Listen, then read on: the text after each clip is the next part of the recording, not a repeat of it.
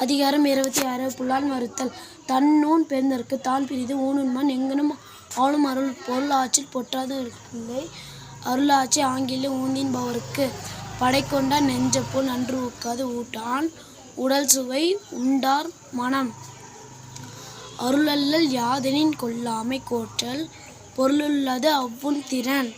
உண்ணாமை உள்ளது உயிர்நிலை உண்மான் அண்ணாதல் செய்யாது அருள்.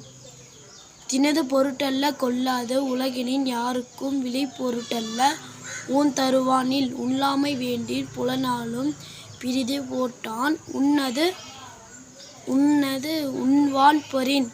செயல்பால்தோறும் காட்சி உண்ணார் உரியாரைத் தலைப்பிரியான் சொல்.